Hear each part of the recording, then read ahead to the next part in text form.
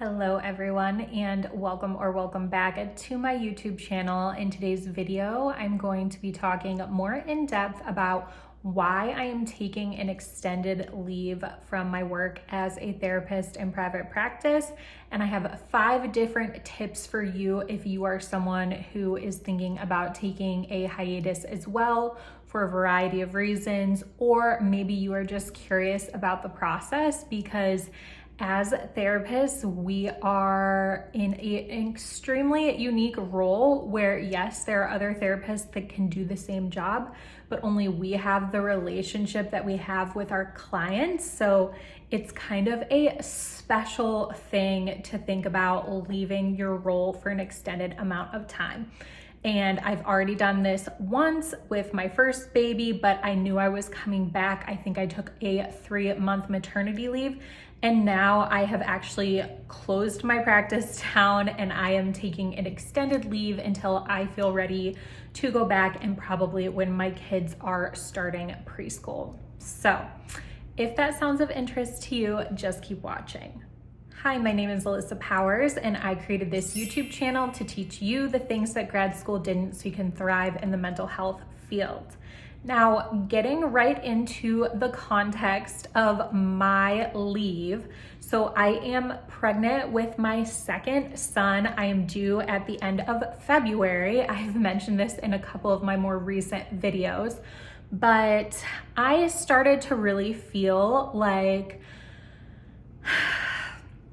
working from home as a private practice owner was not sustainable or the best use of my time as a soon-to-be mom of 2.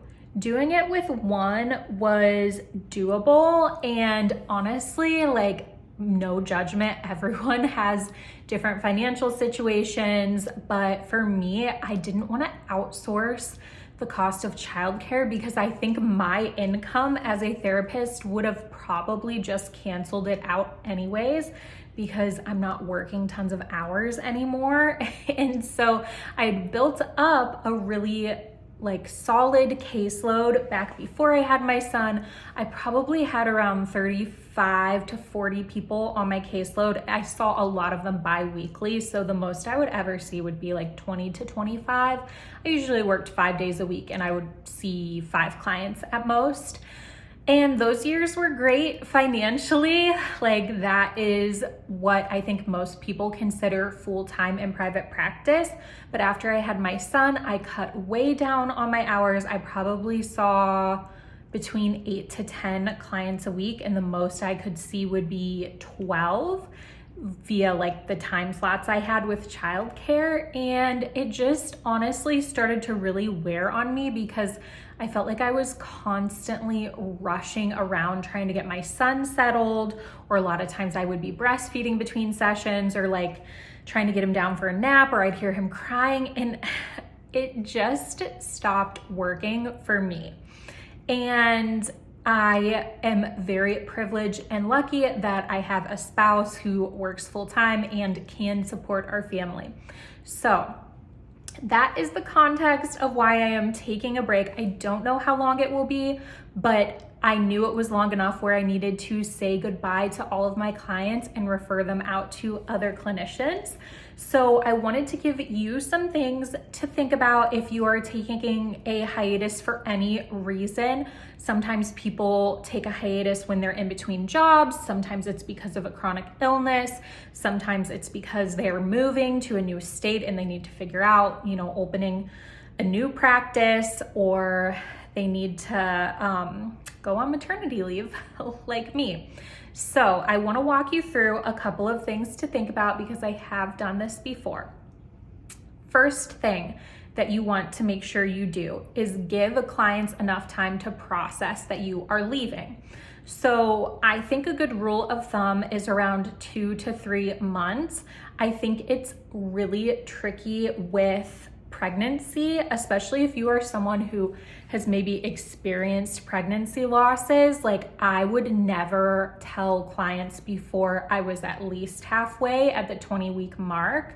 And then even then it can be a little scary because I would never want to have to tell clients that I miscarried or that there's some medical issue.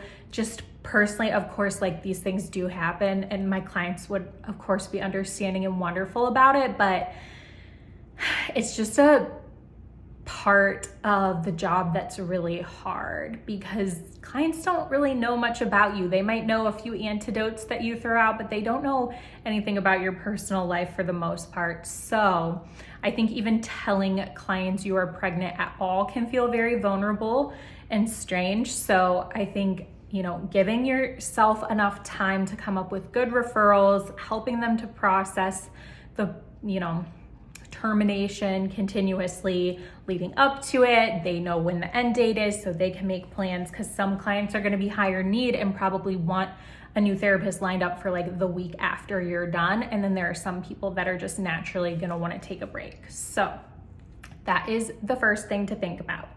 Number 2 is less daunting, but definitely not fun, is thinking about what you're going to do with your notes.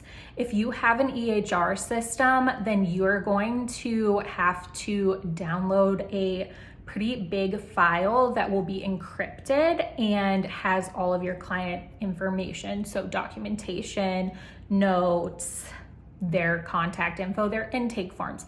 That is all still your responsibility. If you cancel your EHR system, they do not just hold it on file for you. At least Simple Practice doesn't. So think about what you are going to do with your notes. If you have handwritten notes, if you have digital notes, you need to make sure they are stored, because if your notes were subpoenaed or something like that by a court system or requested for whatever reason, you need to be able to provide those notes. And then the next thing is thinking about what you are going to do with your license. So ironically, my license was set to renew in February of this year. I think February 21st. I was like, there could not be worse timing for this to happen, but at least in Ohio, it's a pretty easy process. I just hadn't done any CEs yet for the year. So I went through them, got them done, and I actually have already renewed my license for the year now. You don't have to wait until that exact date. But for me, it was like a week before my due date, and I was like, oh gosh, this is the last thing I want to think about. But I did see in Ohio, you can put your license in escrow if you are going to take an extended leave. I chose not to do that because I am still creating content around being a therapist. I still plan to provide CEs and make content over the next couple of years. And even if I'm not seeing clients one-to-one, I don't want to be unethical and say I'm a licensed therapist if I'm not. Because if you put your license in escrow, technically you are not allowed to claim to be a therapist, even though you have the education and the license is just paused. But all that to say, if I make a CE, I need to be able to put that I am an LPCCs on it. I don't just want to put that I have a master's degree. I'm sure I could do that, but that to me is not as, I don't know. You're not building trust in that way. So just know if you need to put your license in escrow for whatever reason, that is an option. I don't know about every single state. And I think most commonly people that are retiring choose to do this, especially the first few years that they're retired. They don't want to let their license lapse and then have to go through taking the tests again. And that would just be such a nightmare. So I think that's what it's most commonly used for, but it could be used in any instance. And then you don't have to do CEs for the year. You don't have to do anything to it. And I think even the fee is lessened. So that's kind of cool and something to keep in mind if you are taking an extended leave. If you're just going on a couple month maternity leave, obviously don't do that.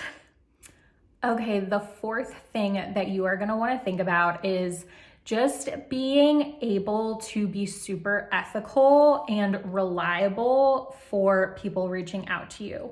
So assuming if you're taking a break, you're taking down, your Psychology Today profile, but for me, my website took years to get to where it is with SEO and building it. I'm not going to just shut down my domain name, but I have plastered all over my website I'm not taking clients, I'm on maternity leave. What really did me in and had people stop calling me is putting it on Google My Business that I'm temporarily closed as a business, because a lot of people just type in counselor near me, they see my name, they hit it, they're not like looking through my website. So I would still get tons and tons of calls. And I was like, oh my gosh, what do I have to do to get people to know that I'm not taking clients? Because I don't want to delete Google My Business either, because that has tons of reviews that have taken me years to build up. So just know that you need to make it clear that you are out of the office. You can, if you are coming back, you can put when you're coming back. You need to put alternatives of like, if you are a client or someone seeking therapy and you're in crisis, you need to call 911 or like give your hotlines that are, pertinent to your area.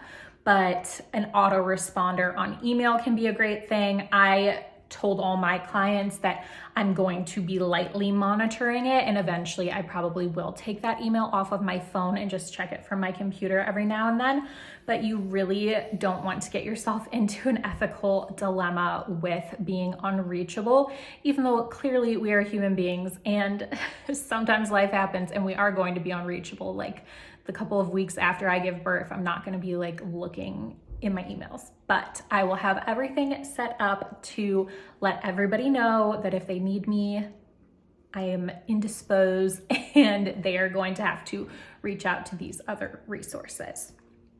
And then the last thing that you are going to need to think about is budgeting and what you can do to lower expenses. So for me, I shut down pretty much everything. I think one of the costs I'm gonna just have to eat is for my website domain and website hosting. Like I said, took years to build that. I'm not gonna let a $200 fee deter me from keeping my website up and my domain name. But there are lots of other things that are monthly costs. If you saw my last video that I made about all my business expenses, I will link it up here. Oh my goodness, there's so many. So just being able to like cancel my EHR system, being able to, get rid of just these little things here and there. My Square reader, not that that charges you unless you're, you're collecting fees, but if you're someone who has an office, thinking about leasing that out, just thinking about your overhead costs and what you can minimize, and then also thinking about budgeting. And I know some other states have FMLA leave, which will pay you as a self-employed person for being on maternity leave. Ohio is not one of them. So I did not have that option, but just know that this is not a comprehensive list. These are just some things to think about. I think that being a therapist is a wonderful and a beautiful thing, but it's also a lot to carry. Like we have a lot of responsibility. There's not that many professions where you are kind of indisposable. Like you are the person for your clientele, and that's a big responsibility. Keeping clients safe is a big responsibility, but also we are humans and there are going to be things that come up in life where we need a break from work or we need to be prioritizing something else. So I hope you like this video. If you are still here, thank you so much for watching. I would love it if you would subscribe and stick around, and I will see you next time. Bye.